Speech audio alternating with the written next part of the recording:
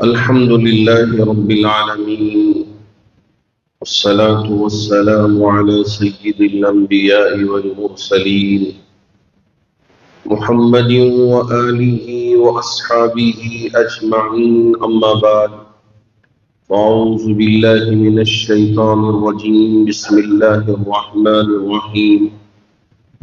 إنما المؤمنون الذين إذا ذكر الله وجلت قلوبهم وإذا تليت عليهم آياته زادتهم إيمانا وعلى ربهم يتوكلون الذين يقيمون الصلاة ومما رزقناهم ينفقون أولئك هم المؤمنون حقا لهم درجات عند ربهم ومغفرة ورزق كريم. صدق الله مولانا العظيم.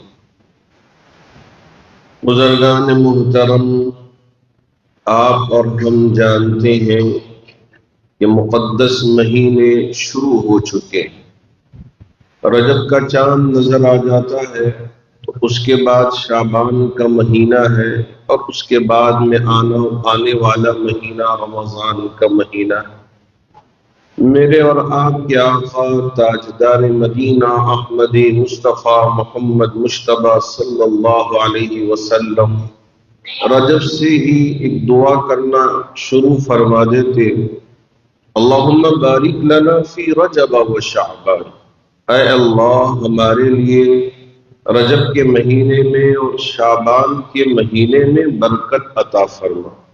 وبلغنا الی رمضان، اور ہم کو رمضان کے مہینے تک پہنچا دیجیے.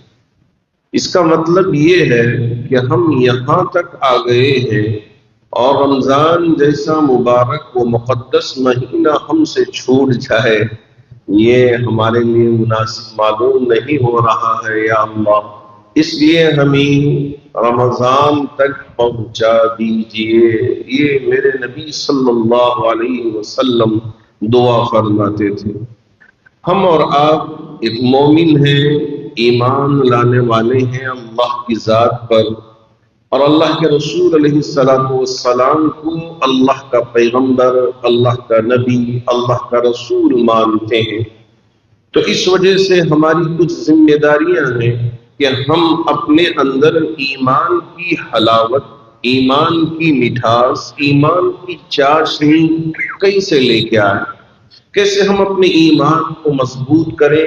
یہ سب سے بڑا سوال ہمارے سامنے. اللہ رب الجلال نے ارشاد فرمایا: انما المؤمنون الذین اذا ذکر اللہ. اے مومنوں، یہاں مومنوں سے ذکر کرتے ہوئے فرمایا اذا ذکر اللہ، جب تم اللہ کو یاد کرو. اذا ذکر اللہ وجلت قلوبہم، تو تمہارے دل کانپنے لگ جائے، دل کی کیفیت بدل جائے. اللہ کو پکار رہے ہیں، اللہ اللہ اللہ، تو یہاں سے ایک الگ سی کیفیت دل میں ہم محسوس کرتے ہیں. تو یہ ہے وجلت قلوبہم، یہ گناہ کرنے کا ارادہ ہوا، غلط کام کی طرف دل و دماغ مائل ہوا، فوراً اندر سے ایک احساس ہوا کہ میرا اللہ مجھے دیکھ رہا ہے، میں اللہ کی عبادت کر رہا ہوں، اللہ کے رسول علیہ السلام کی رسالت کو قبول کیا ہوا ہوں، میں آپ کی محبوب امت میں پیدا ہوا ہوں، میں کیسے یہ گناہ کر سکتا ہوں؟ نہیں، مجھے گناہ سے بچنا چاہیے. اللہ کا ڈر پیدا ہو گیا، اللہ کا خوف پیدا ہو گیا، اور گناہ کے ارادے سے آگے بڑھ رہا تھا، پھر دوبارہ واپس لوٹ آیا. یہ ہے کہ اذا ذکر اللہ وجلت قلوبہم، جب اللہ کو یاد کرنے لگے تو ہمارے دل کانپنے لگ جائے، تو یہ کیفیت ہمارے اندر پیدا ہو. اللہ کے رسول علیہ السلام نے کیا فرمایا؟ اس حدیث کے راوی حضرت انس بن مالک رضی اللہ تعالیٰ عنہ، اللہ کے رسول علیہ السلام نے ارشاد فرمایا: 3 باتیں ہیں جس کسی مومن و مسلمان کے اندر پائی جائے تو وہ اپنے اندر ایمان کی مٹھاس پائے، ایمان کی حلاوت پائے گا. پہلی بات یہ ہے کہ اللہ اور اللہ کے رسول کی محبت کو اتنی دل میں بٹھائیں کہ دوسروں کی محبت بعد میں آ جائے. باپ کی محبت، ماں کی محبت، بیوی کی محبت، اولاد کی محبت، مال کی محبت، جائیداد کی محبت اور ایسے بہت ساری چیزوں کی محبت بعد میں. لیکن سب سے پہلے اللہ اور اللہ کے رسول کی محبت دل میں سما جائے تو اس کا مطلب یہ ہے کہ ہم اپنے اندر ایمان کی حلاوت کو پائیں گے، ایمان کی چاشنی کو پائیں گے. جیسے میرے رب نے فرمایا قل ان کان آباؤکم وابناؤکم واخوانکم وازواجکم وعشیرتکم واموال اقترفتموها وتجارة تخشون کسادها ومساکن ترضونها احب الیکم من اللہ ورسولہ. یہ سارے رشتے گنوائے، باپ کا بھی، ماں کا بھی ذکر کیا، اولاد کا بھی ذکر کیا، تجارت کا بھی ذکر کیا.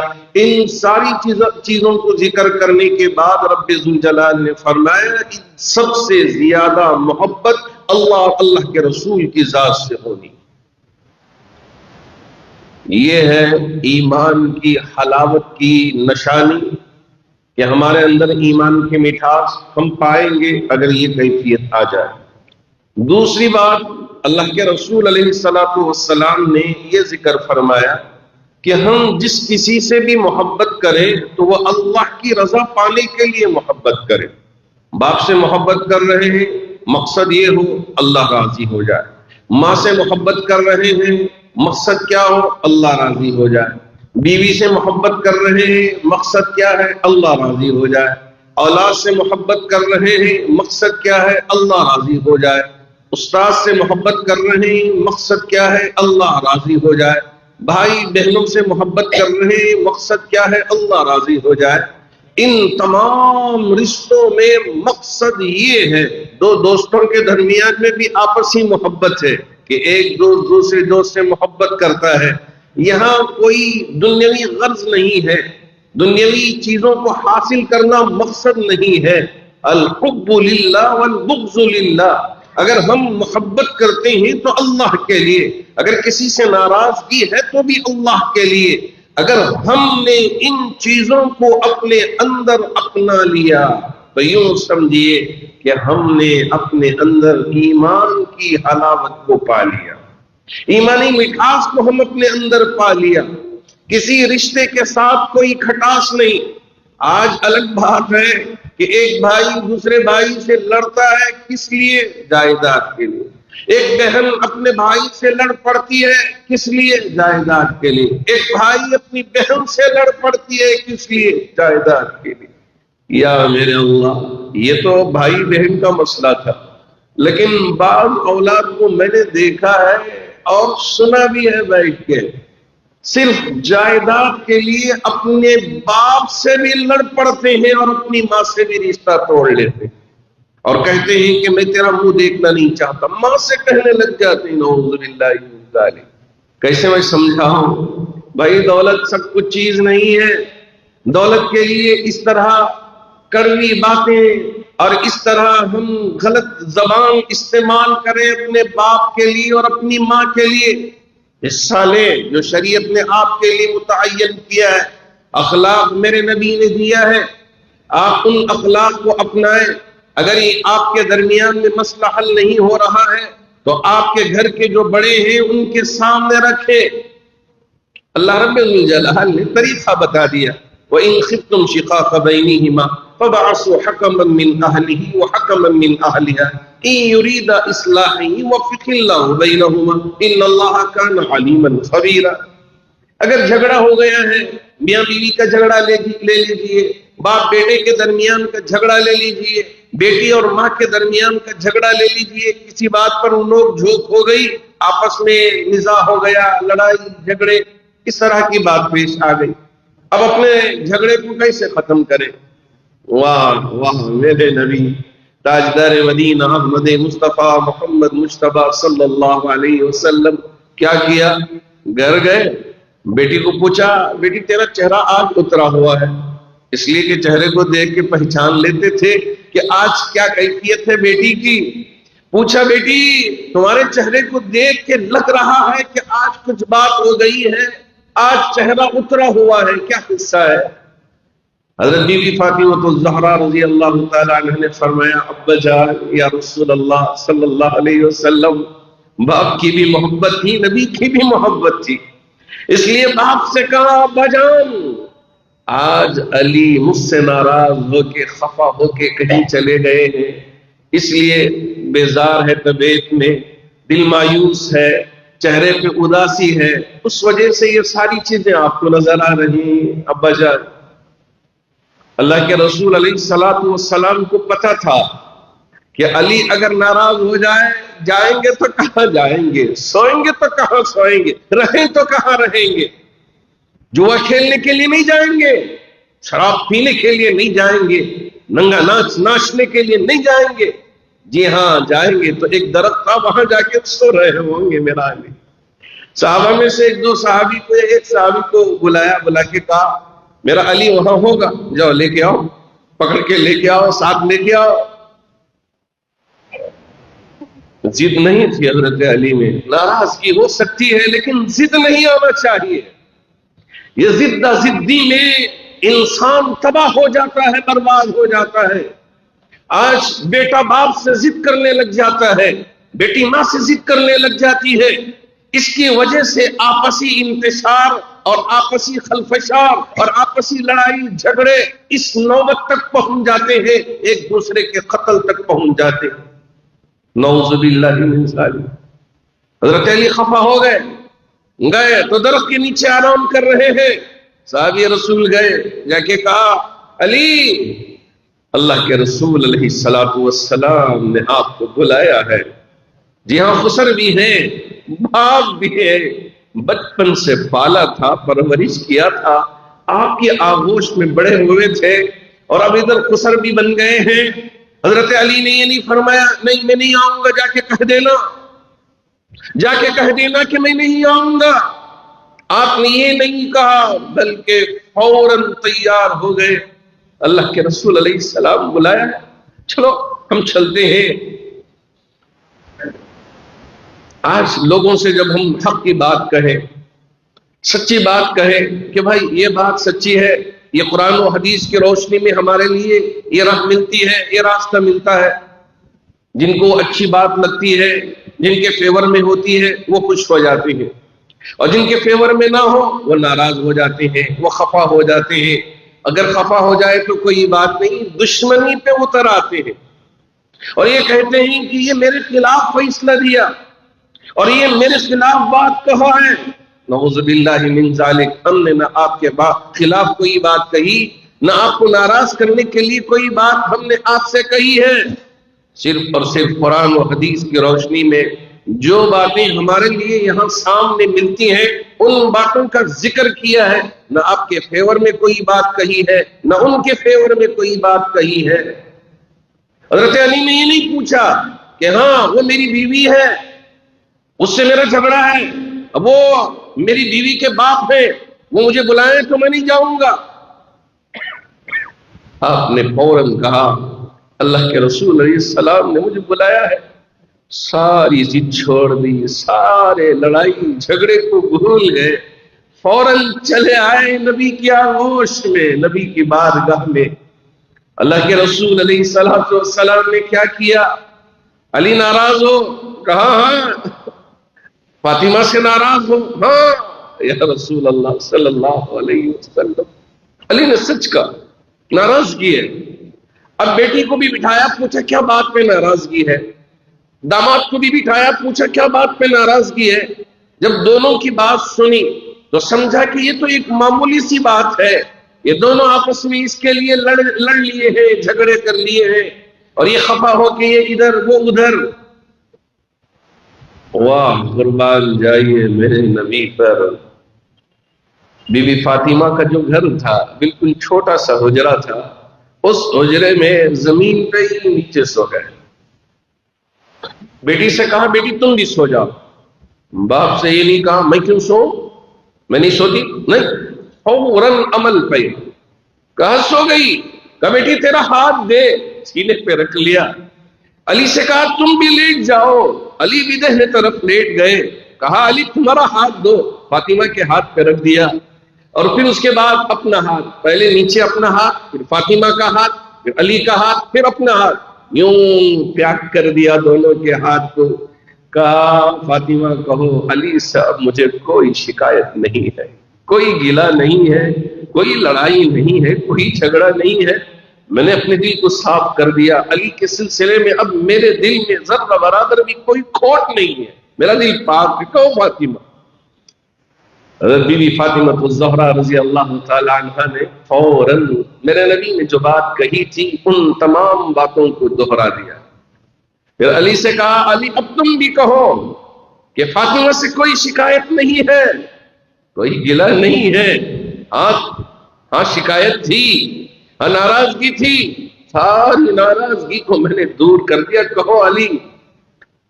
حضرت علی رضی اللہ تعالیٰ عنہ نے بھی میرے نبی نے جو بات کہی وہی باتوں کو لوٹا دیا، دوہرا دیا۔ اللہ کے رسول علیہ السلام نے ان دونوں کے حق میں دعا کی کہ یا اللہ ان کی محبت کو ایسے ہی باقی رکھنا، ایسے ہی باقی رکھنا۔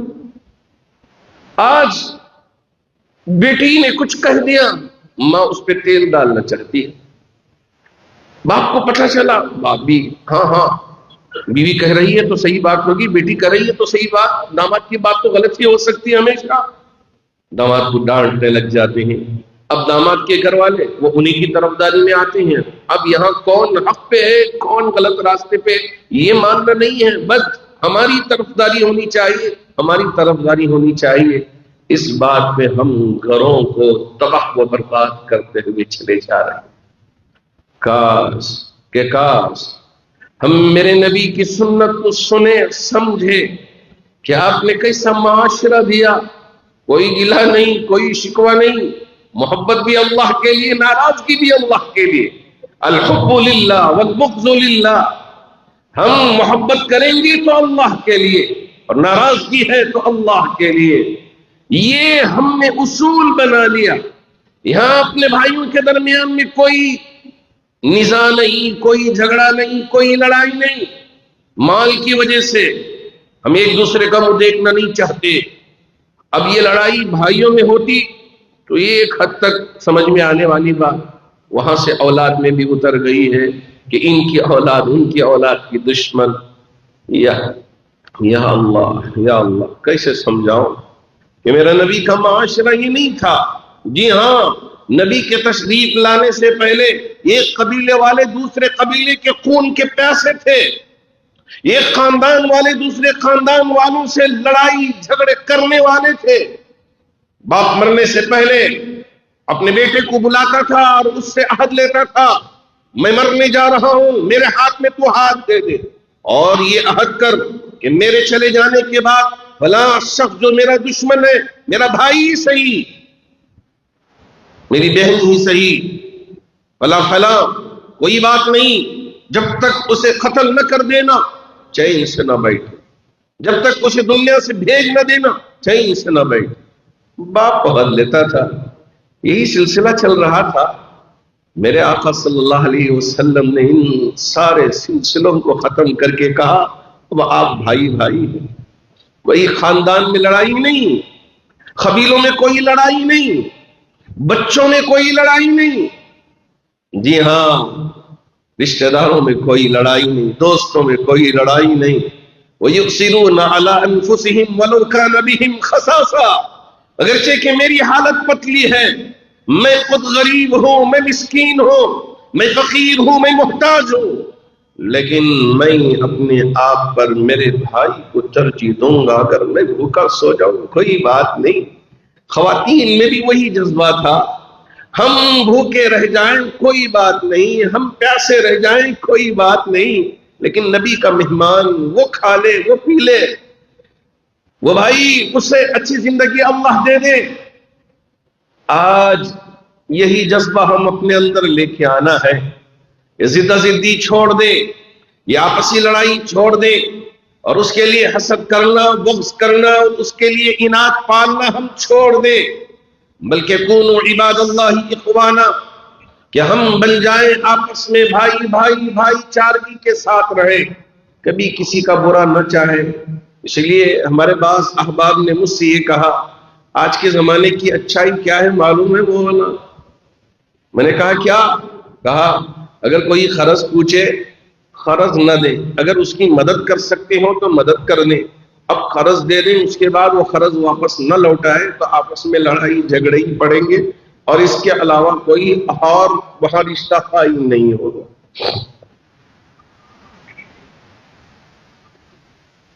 اللہ رب ذوالجلال نے یہاں بتا دیا من ذا الذی یقرض اللہ قرضا حسنا فیضاعفہ لہ اضعافا کثیرا.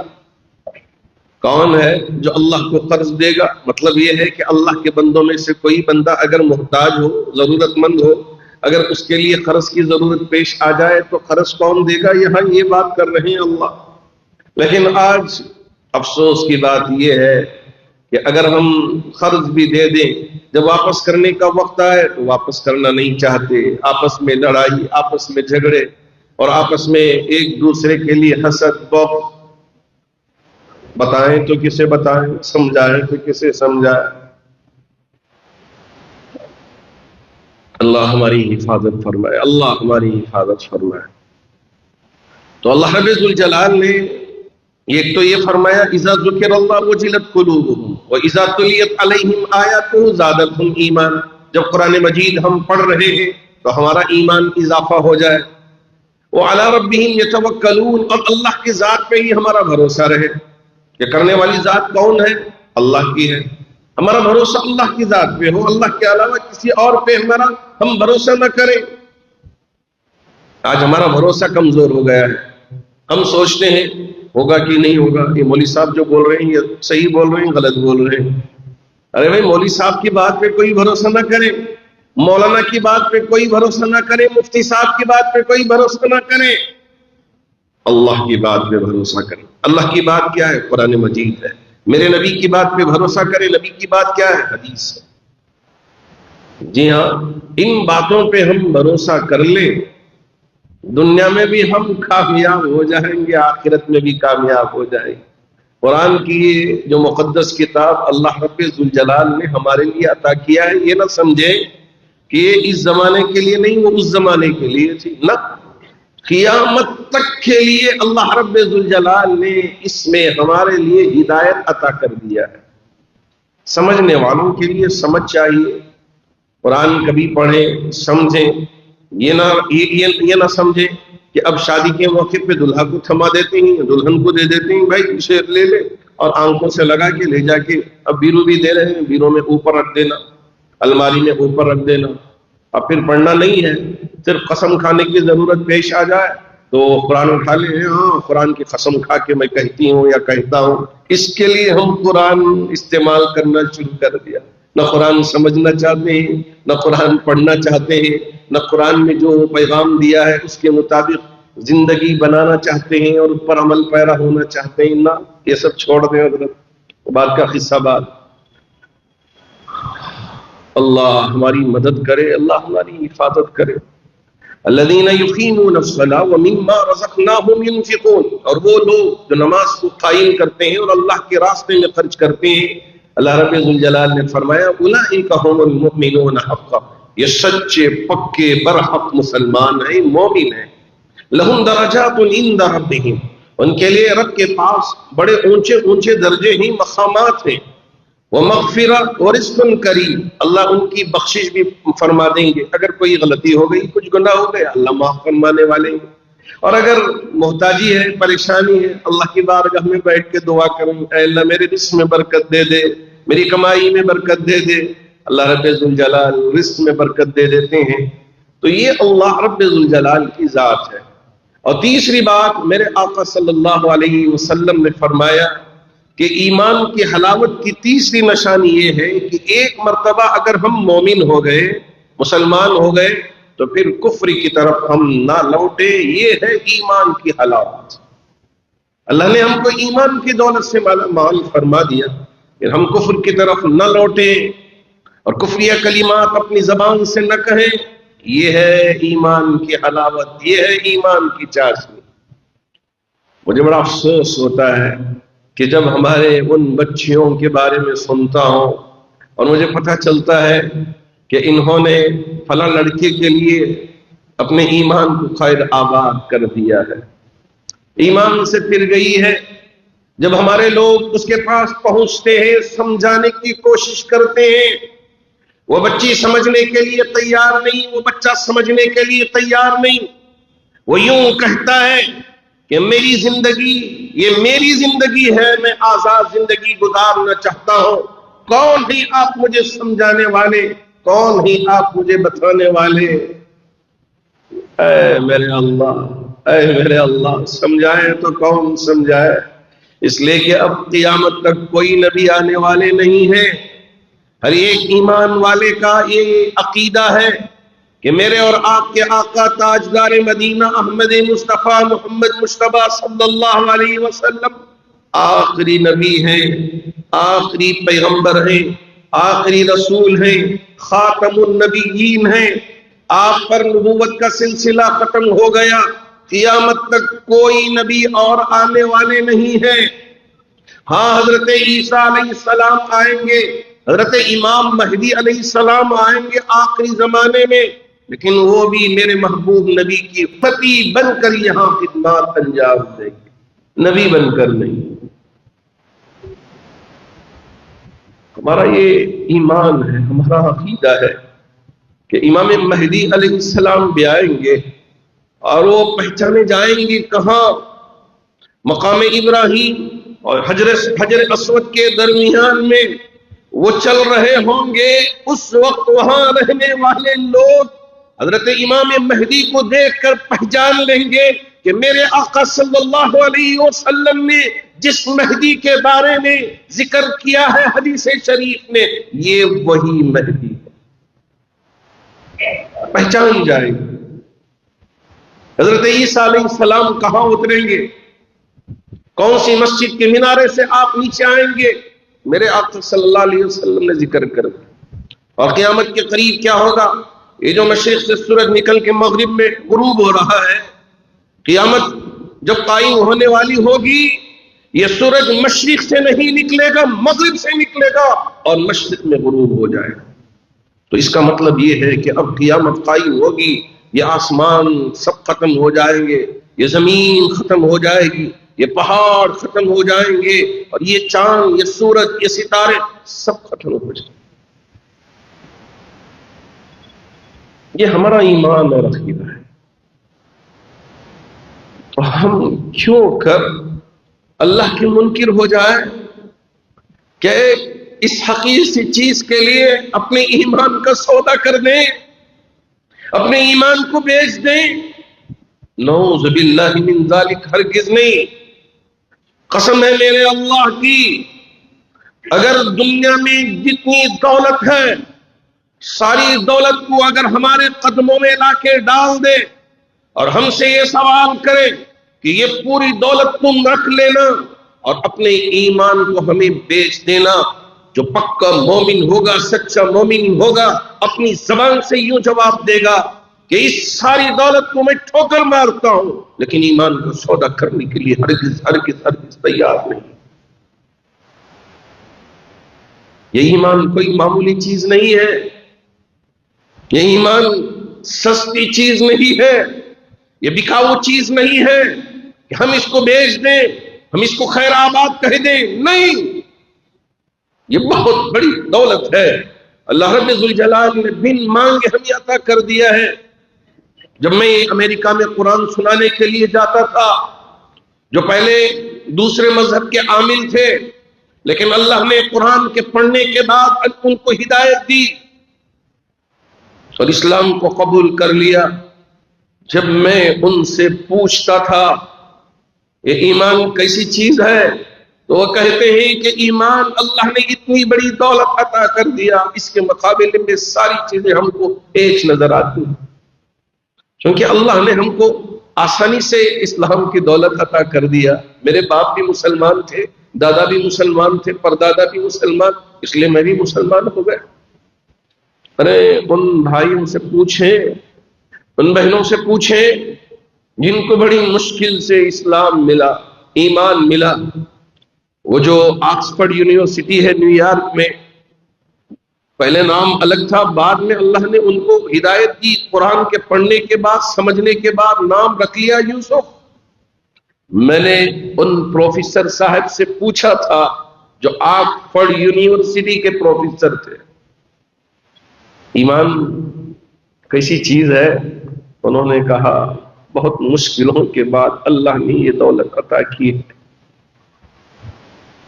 اب مرتے دم تک یہ دولت نہ چھن جائے، یہی اللہ کی بارگاہ میں دعا ہے۔ آپ بھی دعا کر دیجئے شیخ صاحب۔ ہاں، ہم اور آپ اسے معمولی دولت سمجھ کے، ہمارے بچے اور بچیاں اسے مذاق سمجھ کر اس کو بیچ دیتے ہیں اور اس کے ساتھ مذاق اڑانے لگ جاتے ہیں۔ نہ، میری یہ بات ہمارے ان بچوں تک ضرور پہنچائیے، میری ان بیٹیوں تک پہنچائیے، تاکہ ان کو سمجھ میں آئے کہ جس کلمے کو ہم نے پڑھا ہے یہ کلمہ کوئی معمولی کلمہ نہیں ہے، لا الہ الا اللہ محمد رسول اللہ، اور ہم نے جو گواہی دی ہے اشہد اللہ الہ الا اللہ واشہد ان محمدا عبدہ ورسولہ، یہ کوئی معمولی گواہی نہیں ہے، یہ بہت بڑی گواہی ہے، یہ بہت بڑی دولت ہے۔ اس لیے مرتے دم تک ہم کو اس پر ثابت قدم رہنا ہے، اس پر عمل پیرا ہونا ہے، اس کے تقاضوں کو پورا کرنا ہے، وقفے وقفے سے دین کی مجلسوں میں ہم کو پہنچنا ہے، اور ہمارے رشتے کو اللہ سے مضبوط تر بنانا ہے کہ ایک مرتبہ ہم ایمان پہ آ گئے تو پھر کفر کی طرف ہم کو کبھی لوٹ کر جانا نہیں ہے، اللہ کے منکر بندوں میں ہم کو شمار ہونا نہیں ہے۔ اللہ کی بارگاہ میں یہ دعا کرتے رہے، یہ نہ سمجھ جائے ارے میں تو بہت بڑا آدمی ہوں، مجھے ڈرنے کی کیا ضرورت ہے، مجھے خوف کھانے کی کیا ضرورت ہے۔